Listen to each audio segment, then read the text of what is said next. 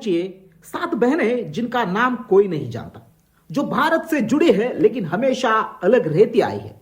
7 रहस्यमय बहनें ऐसी है जिनके बिना यह नक्शा अधूरा है।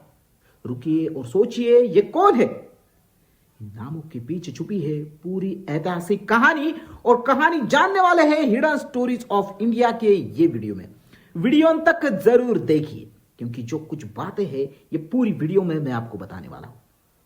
कहानी शुरू होती है 1826 से।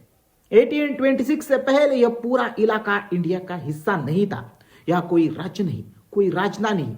यहां थे अहोम किंगडम असम में, मणिपुर किंगडम त्रिपुरा, और सैकड़ों नागा, मिजो, खासी, गारो ऐसी जनजातियां। हर समाज स्वतंत्र था। दिल्ली, मुगल या फिर ब्रिटिश किसी का आदेश नहीं चलता था। यही बात आगे चलकर सबसे बड़ा सवाल बनी। अब रुकिए, 1826 में फर्स्ट एंग्लो बुर्मा से वार हुआ। ब्रिटिश जीते और बर्मा, जो आज का म्यांमार है, को साइन करनी पड़ी ट्रीटी ऑफ याडुबो। 1826 में इस ट्रीटी में वर्मा ने असम, मणिपुर और आसपास के इलाके ब्रिटिश को सौंप दिए। यही से नॉर्थ ईस्ट का भाग्य बदला। बिना लोगों से पूछे, ध्यान दीजिए, यह इलाका भारत की वजह से नहीं बल्कि अंग्रेजों की लड़ाई की वजह से भारत से जुड़ा। यानी लोगों ने नहीं चुना, फैसला ऊपर से हुआ था। आसाम सबसे पहले यहां का इलाका था जिस पर अंग्रेजों ने पूरा कंट्रोल किया। पहले नाम था अहोम किंगडम। ब्रिटिश आए, चाय की खेती शुरू करवाई और आसाम को ब्रिटिश आसाम प्रोविंस बना दिया। यही से बाकी इलाकों पर उनकी नजर गई। अब यहां से कहानी बदलती है। 1873 में अंग्रेजों ने बनाया बंगाल ईस्टर्न फॉर्चून रेगुलेशन, जिसे हम आज इनर लाइन परमिट RLP कहते हैं। इस कानून के तहत बाहरी भारतीय अंदर नहीं जा सकते। जनजातीय इलाकों को अलग रखा गया। रुकिए, यही कानून आज भी नागालैंड, मिजोरम, अरुणाचल में चलता है। यानी अंग्रेजों की यह दीवार आज भी जिंदा है। 1947 में जब भारत आजाद हुआ तो नॉर्थ ईस्ट के ज्यादातर इलाके सीधे भारत में शामिल नहीं थे। क्यों? क्योंकि ये इलाके सीधे ब्रिटिश इंडिया से नहीं थे बल्कि एक्सक्लूडेड थे। लोग सोच रहे थे, क्या अब दिल्ली हम पर राज करेगी? हमारी जमीन, भाषा, संस्कृति का क्या होगा?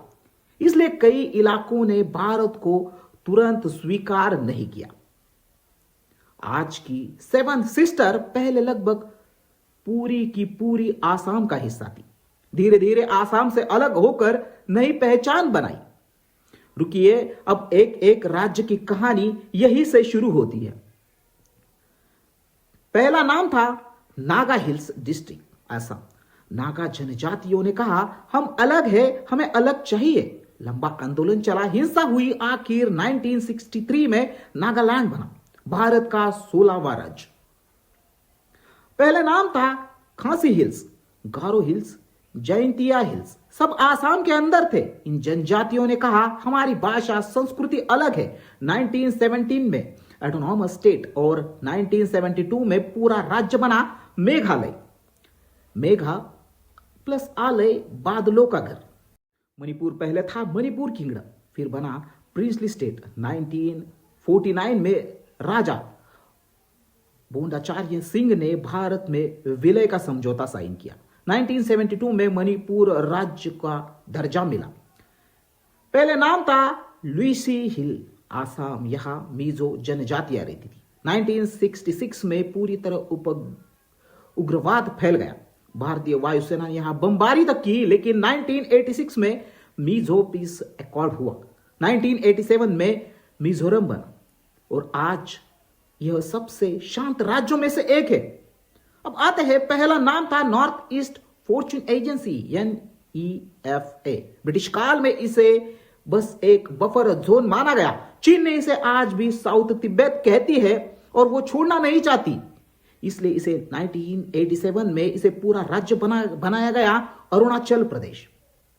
त्रिपुरा एक स्वतंत्र त्रिपुरा किंगडम था।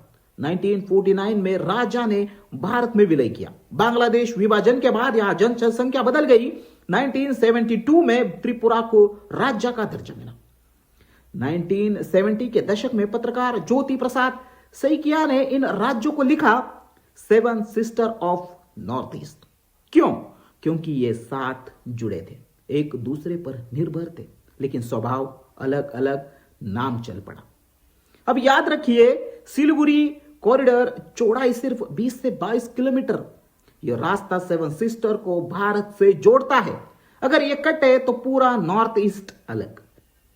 सेवन सिस्टर की कहानी अलगाव की नहीं है, यह कहानी गलत नीतियों, देर से समझे गए भरोसे और पहचान की लड़ाई की है।